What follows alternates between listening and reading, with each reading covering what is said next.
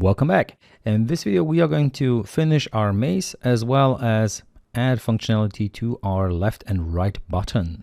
So let's go ahead and first of all, adjust our maze, because what we want to have is basically the option to move our player through a maze that will be more or less hard for the player to get through.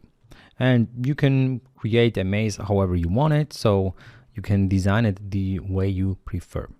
So what I'm going to do is I'm just going to copy my ground. I'm going to paste it in here and I'm going to rename it to OBST. OBST is the short version of obstacle in this case. In German it means fruit, but this is not a fruit, this is an obstacle. All right, so now we can reposition this OBST and I'm going to change the scale a little bit to maybe something like 10. Okay, so now we can play around and position the scale, let's say at 5 in my case, and you can create your very own maze here. So let me now duplicate this OBST by pressing Ctrl D or Ctrl C and V, depending on what you prefer, and then move that piece around as well. I'm going to move it somewhere around, let's say Y2, and then the X position of minus 1.5 will probably be a good spot.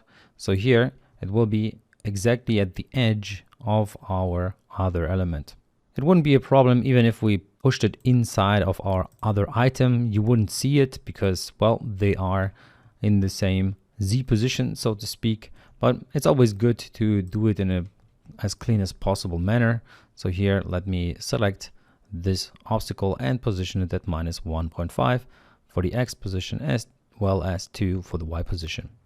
And now I'm going to duplicate it once again and position it a little further down, but on the right hand side, so maybe something like X 1.5, and the Y coordinate could be at minus 2, maybe minus 1. Let's try that. That will probably be a little better. And then I'm going to duplicate this obstacle once again and drag it a little further down to a point where I personally like it. Let's say here, minus 4 seems to be a good spot. Okay, so this will, for example, be the maze that our ball needs to go through. Now, I want the player or the ball to be at a different position also. So let me actually position it all the way up here. So maybe at Y 14.5 should be good. Okay, so now the ball will fall down and then we can rotate our super parent as well as parent. So basically rotate our maze towards the left or right, depending on which button we pressed. Okay, so now that we have that out of the way, let's take care of our physics. And therefore, I'm going to go over to my super parent and make sure that isKinematic is turned on and constant force is turned off. This way, we are deactivating the forces. So we're deactivating the constant force as well as the rigid body itself, so it will not be influenced by gravity, as it was already not influenced by this freeze position, but it will also not be kinematic in general. So then let's do the same thing with our parent. So deactivate the constant force as well as make sure that isKinematic is turned on. And then what we also should do is make sure that we have those values set to something like 0.5 maybe for both sides. So the parent should have a constant force relative torque of 0.5. The same goes for the super parent here, where you should use maybe something like minus 0.5. And this is, by the way, something we can later on play around with just to see how we want to balance our game. Okay, so now that we have our obstacles in the way, let's go ahead and take care of the actual buttons. So let's start with this left button. And you can see that there is an area here which says on click. And what I want to do is I want to do something once I click on the left button.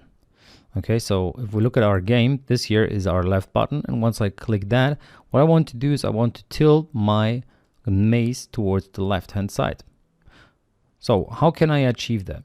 Well, let's click this plus button a couple of times. And by a couple, I mean 4 times. So now we can drag an object in here and run a specific function and make a little change to it. So what I'm going to drag in there will be my super parent at the top. Okay, so let's drag the super parent all the way over here. So we get it from here and we drag it into our left button, click here. You can also select it from here, by the way. So you can click this little circle with a dot inside, and you can search for super parent here that is inside of the scene. Okay, so you go here, there's assets and scene. You go to the scene and you select super parent from here. That's another option to do it. And now let's actually do something once we click on it. And what do we want to do with the super parent once we click on this left button? Well, let's go to function and here select the rigid body. And inside of rigid body, you can see that there are a bunch of options what you could change. And the thing that I want to change is going to be, in fact, the is kinematic boolean. So here you see bool is kinematic. Let's click on that. And you can now see that the icon has changed. So of the super parent, it's going to now change this item. So let's look at it. It's this item here, which is the rigid body. So it's now going to change the kinematic setting of our super parent of the rigid body. Okay, so let's go back to the left button and scroll down. And what is it that we want to do here? Well, we want to make sure that the is kinematic is turned off once we click on the button. And then we also need to make sure that our super parent constant force is activated. So let's go back to our left button and make sure that here the second option where it says no function is going to activate the constant force. So you can see here are the different options that I have. Like I can make changes to the game object itself, to the transform, which means the position, the angle and so forth, to the rigid body, and to the constant force component, which is the one that we added earlier as well. So here I can select bool enabled in order to activate the constant force or deactivate the constant force. So I'm going to enable it here, and I'm going to select that it should be enabled. So the value should be true, which means it will enable this item. So we are deactivating is kinematic because is kinematic made sure that our physics will not impact the item, in this case the super parent, and we are activating the constant force. All right, so now that we have selected those items, what is it that we want to enable and disable? So if we're inside of the left button, which is this one here, we want to make sure that the super parent's is kinematic value is going to be activated and the constant force is deactivated, which basically means once we press the left button, the super parent will not be executed. So the z minus 0.5 will not be running, but the one from the parent, which is plus 0.5, will be running. So it will tilt towards the left-hand side. Okay, so it will tilt counterclockwise. Okay, so let's go back to our left button. And now let's add the parent here. So you can either drag the parent from your hierarchy over here, or you can press this little circle with a dot here, go to scene and search for parent, and then select the parent. Now we need to do the same thing as we did with our super parent, but just the other way around.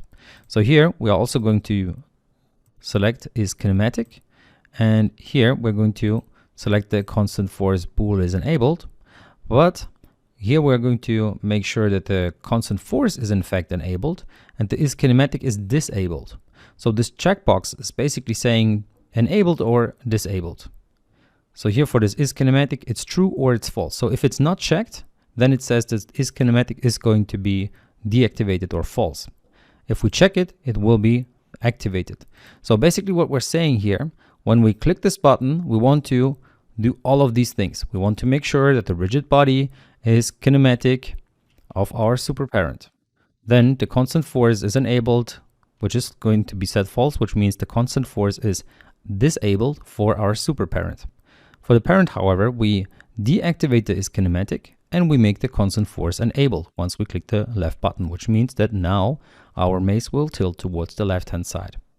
Now what we can do is we can right-click on this button here and we can click on copy component. So here, go to button, to the button component.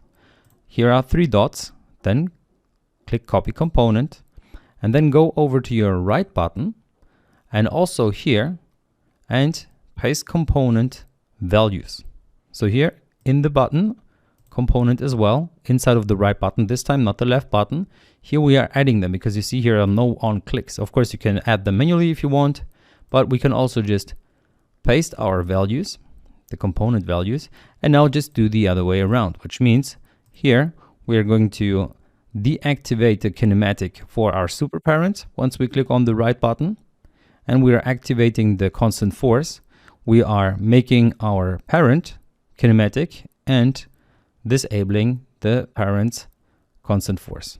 As you might recall, super parent was what we used in order to rotate towards the right, and the parent what we used to rotate towards the left. Okay, so at this point, let's actually run the game and see if we can tilt our game around. So let's move towards the left, and you can see it starts moving. So it tilts towards the left. And then once we don't want it to move towards the left, we click this other button and you see it will rotate towards the other side. Okay, now let's also play around with the values a little bit because you saw it tilted quite heavily. So let's change that. And that was because when we tilted towards the right, it was too heavily tilting. So let's change the value to maybe 1/10. Let's try how that's gonna look like. And let's run it. So now, once the game is running, press the left button and then it starts tilting. And then once it's at the spot where you're happy, go ahead and tilt towards the other side. It starts tilting. And then once you're happy and you want to tilt back to the other side, we're tilting again. And there we are. So step by step, everything is tilting. Now you could, of course, play around with those values of the constant force for both of your parents. So for the super parent as well as the parent. And then the goal is to get to the bottom, even though we haven't implemented the functionality for that yet. We're going to do that later on. Now you could say, okay, maybe it would be a good idea to also add a break button so that it doesn't tilt at all. So that's something you could add as a little challenge for yourself. You know now how to add buttons, and you also know how to change the rigid body as well as constant force when doing so. And then there's one little thing that I also noticed, and that is that in the parent, I changed the angular drag to 0, but in the super parent, I didn't do it. So that is also something that is still impacting our game. So let's make sure that we have an angular drag. So basically a reduction of the rotation speed, so to speak, for the physics of our super parent. And then let's run it again. And now it should be a little better when it comes to moving. And there is something else where you might wonder, why am I using a relative torque of 0.05 here instead of 0.5 as I do with my parent? Well, that's basically just really testing. So you can play around with those values and see what feels better. So here you can see, like, if I do that, that towards the right, it's still moving a lot faster than towards the left. And that has to do with my parent being inside of the super parent and therefore having all the physics in there, like all the walls and everything. And this makes it a little slower. So that's why I'm using a different value here, because otherwise, like, the super parent would be way too fast. We're using 0.5 as the relative torque, which is basically a relative force towards rotating. So torque is just a force that is a rotational force here. All right, that's it for this video. See you in the next one.